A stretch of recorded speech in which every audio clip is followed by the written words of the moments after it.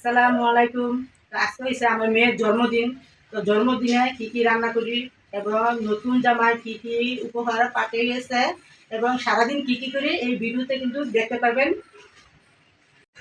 নানুও দেখছি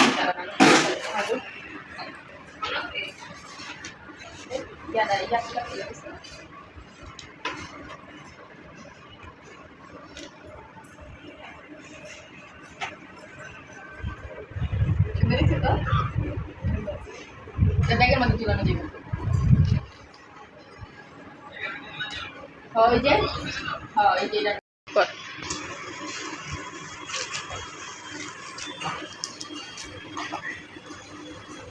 এই সব কর দেখেন যে অনলাইনে দিয়ে মানে গিফট পাঠাই দিয়েছে। এই যে দেখছেন দিয়েছে ইন্ডিয়ান 3 পিস। তো এটা হচ্ছে জামাটা, আর এটা হচ্ছে সেলোয়ার। একটা সেলোয়ারের নিচ দিয়ে লেস লাগানো। এই যে আর এটা হচ্ছে উন্না, উন্নাটা একদম সফট, মানে নরম উন্নাটা। তো সাইডটা কিন্তু এই যে লেস আছে, তো দুই পাশ দিয়ে কিন্তু লেস লাগানো। আর এটা হয়েছে এমব্রয়ডারি কাজ মনে হয়, আমি অনেক কিছু আবার বুঝি না। এই যে একদম সফট, অল্প একটু হয়ে যায়। এই যে দেখেন এনে হয়েছে গরুর মাংস, পেঁয়াজ, তারপরে হয়েছে আলু। এই যে দেখুন এই যে বাসমতি চাউল, আজকে এই বাসমতি চাউল দিয়ে পাক্কি বিরিয়ানি রান্না করব। এই যে দেখুন রেডিমেড কাচ্চি মশলা দিয়ে রান্না করব। এই তো এই যে দেখেন সব মশলা দিয়ে কিন্তু আমি মাখিয়ে রেখে দিয়েছি। আর আলুগুলো জর্দা রং দিয়ে একটু কালার করবো, দেখতে সুন্দর দেখা যায়। এর মধ্যে দেখুন রান্না কিন্তু বসাই দিলাম।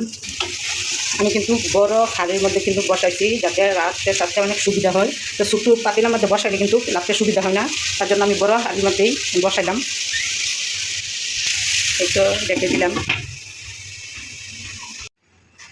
এই যে দেখুন বাসমতি চাউল আধা ঘন্টার জন্য ভিজায় রাখবো, যাতে চাউলটা মানে বড় থাকে বা লম্বা থাকে। আধা ঘন্টার জন্য ভিজায় রাখলে কিন্তু অনেক ভালো হয়। এই যে দেখেন আমি কিন্তু কিছুক্ষণ পর পরেই মাংসটা নাড়া দিয়ে দিচ্ছি। তো অনেকক্ষণ পর পর যদি নাড়া দিয়ে চলাতে লেগে যাবে। তো দেখেন এখন কত কাজ করি, একসময় দেখা যাবে কি বিয়ার আগে কিন্তু কোনো কাজই করি নাই। এখন যে আমার আম্মু ভেজে রেখে দিয়েছি, আর দেখেন একটু সুন্দর হয়েছে, মানে খুব কালার দেওয়ার জন্য। তো এখন আমি দিয়ে দেবো। আগে আগে দেওয়ার কারণ কি, যাতে আলুটা সিদ্ধ হয় ভালো করে। তো আগে আগে না দিলে কিন্তু আলুটা কিন্তু সিদ্ধ হবে না। তো আমি কিছুক্ষণ পর পর কিন্তু আমি নাড়া দিয়ে দিচ্ছি, কিন্তু দেখতে কিন্তু অনেক সুন্দর দেখা যাচ্ছে না। আমার কিন্তু মাংস কষানি শেষ, আর এখন আমি দিয়ে দেবো মাংসটা সিদ্ধ হওয়ার জন্য মানে পানি দিয়ে দেবো। পরিমাণ মতো পানি দিয়ে দিলাম মাংস সিদ্ধ হওয়ার জন্য। একটু আমি লাড়া দিয়ে আমি ঢেকে দেবো। মাংস কিন্তু সিদ্ধ না হলে ভালো লাগবে না। হ্যাঁ, এটা হচ্ছে পাখি বিরিয়ানি। মানে পাখি বিরিয়ানির সুবিধা কি আলাদা জিনিসটা, মানে মাংসটা রান্না করে দিলে মানে মিচিংটা। আর কাচ্চি বিরিয়ানি করলে কিন্তু ডাইরেক্ট কাঁচা মাংস দিয়া চাউল দিয়া একসাথে বসাইতে হয়। আর এইভাবে পাখি বিরিয়ানি রান্না করলে এইভাবে কিন্তু একটা চিন্তা থাকে না যে মাংসটা হইলো না হইলো। তার জন্য কিন্তু মানে মিচিংটা থাকা যায়। তো তার জন্য এটার নাম দেওয়া হচ্ছে পাখি বিরিয়ানি। তো আমরা পাখি বিরিয়ানি রান্না করে নিচ্ছি। দেখি তো আমার দুই ছেলে কি করে। তোমরা কি করতেছ? এটা কি খেলতেছো তোমরা? হ্যাঁ বলো তো আজকে কি রান্না করতেছি?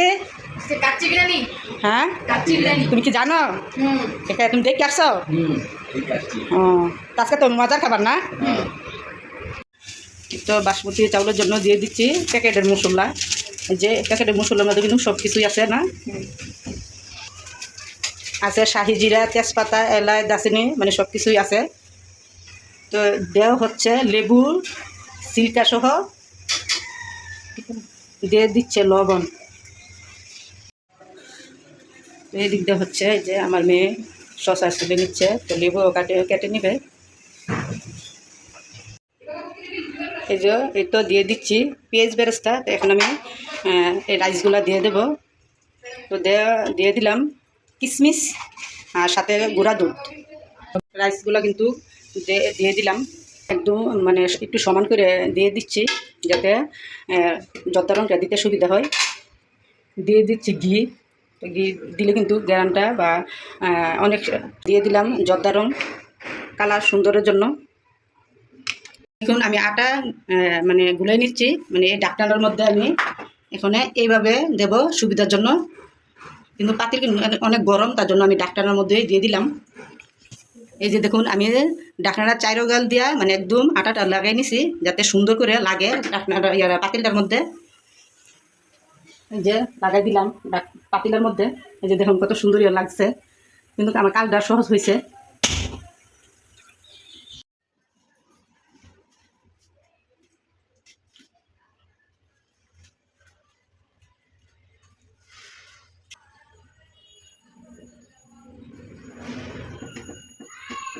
তো আমার রান্না বাড়া শেষ।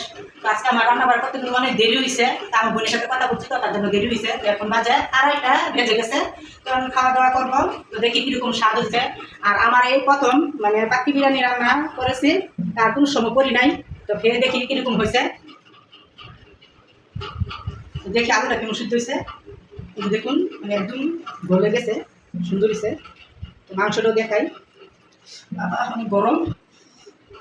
তো বিসমিল্লাহ করে বলি, দেখি খেয়ে কিরকম হয়েছে। বিসমিল্লাহ।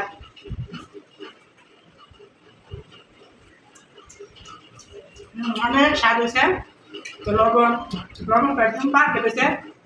তো প্রথমবার যখন করেছি মানে এত পারফেক্ট হয়েছে, তো জানতাম না এত পারফেক্ট হবে। কিন্তু আপনারা তো বলবেন যে আপনার নাম আপনার তো বলবেন এই স্বাদ হয়েছে। তো তারপরেও বলি যে অনেক স্বাদ হয়েছে। তো আর কি বলবো, এই পর্যন্তই আমার ভিডিওটা। তো ভিডিওটা দেখে কেমন লেগেছে কমেন্ট করে জানাবেন। আল্লাহ হাফেজ।